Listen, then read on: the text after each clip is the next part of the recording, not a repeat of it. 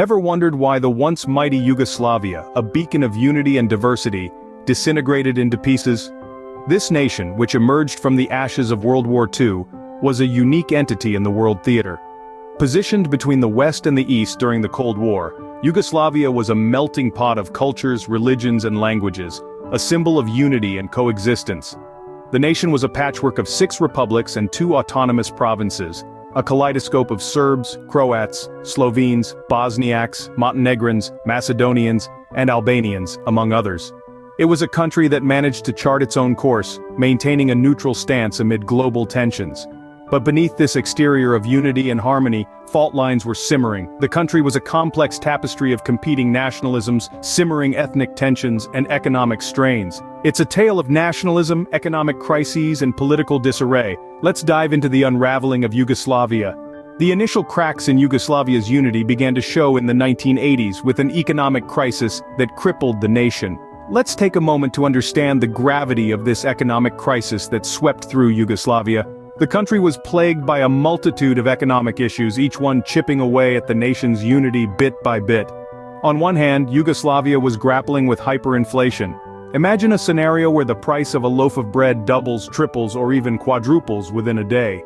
The value of the Yugoslav dinar was spiraling down so quickly that people's savings were rendered worthless overnight. This situation was not only alarming, it was devastating for the everyday Yugoslav citizen. On the other hand, the nation was in the throes of rampant unemployment.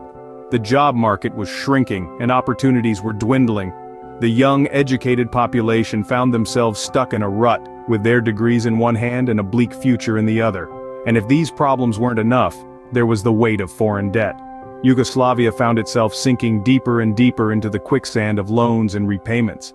The country was borrowing heavily from abroad to sustain its economy, but this was like applying a band-aid on a bullet wound.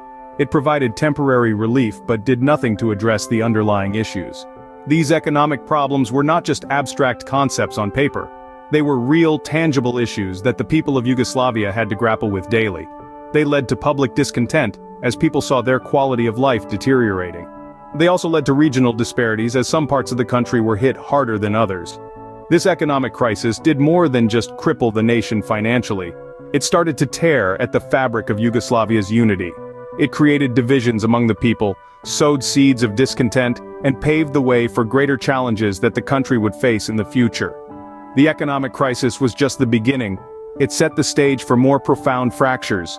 As the economy spiraled, nationalism began to rear its head, further pushing Yugoslavia towards its downfall. Imagine a nation with a diverse population, each group with its own distinct culture, language, and history. Now, imagine these groups being stirred up by leaders who inflamed their nationalistic sentiments. This was the scenario in Yugoslavia as the economy crumbled. One such leader was Slobodan Milosevic, a name that would become synonymous with the rise of nationalism in Yugoslavia.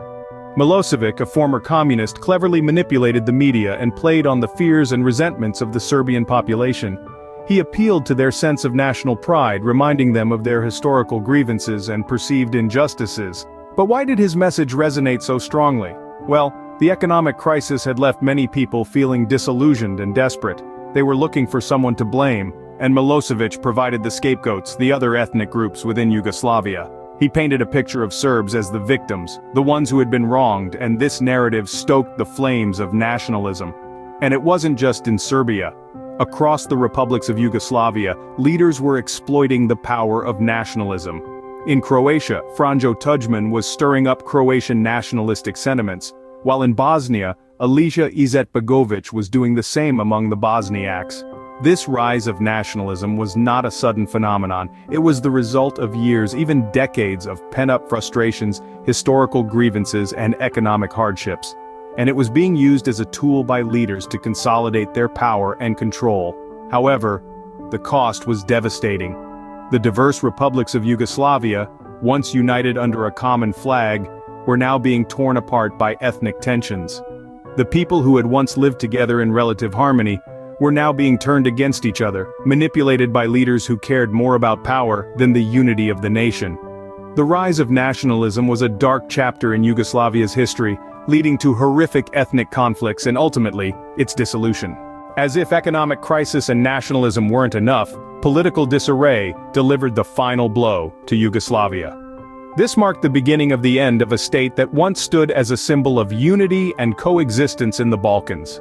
Political leadership, or rather the lack thereof, played a crucial role in the collapse of Yugoslavia.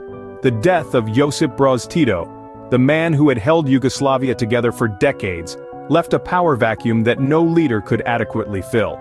Tito was the glue that bound the diverse ethnicities and religions of Yugoslavia. He ruled with an iron fist, suppressing nationalist sentiments while promoting brotherhood and unity. His successors, however, lacked the charisma and the political acumen to navigate the complex ethnic and religious landscape of Yugoslavia. The failure to agree on a federal system was another major factor. Yugoslavia was a federation of 6 republics and 2 autonomous provinces. Each had its own government, constitution, and official language. This system was designed to balance power, but it also allowed for the rise of ethno-nationalist leaders who exploited the system for their own gain. The republics could not agree on a way to share power, and tensions between them escalated. The inability to reach a consensus on a federal system led to political gridlock, further destabilizing the already fragile state. Last but not least, the role of international actors cannot be overlooked. The end of the Cold War shifted the geopolitical landscape. Yugoslavia, once a significant player in the non-aligned movement, found itself increasingly isolated. Western powers, especially Germany and the United States, were quick to recognize the independence of Slovenia and Croatia, effectively accelerating the disintegration process. The United Nations, European Union, and NATO also played significant roles, sometimes controversially, in the Yugoslav wars.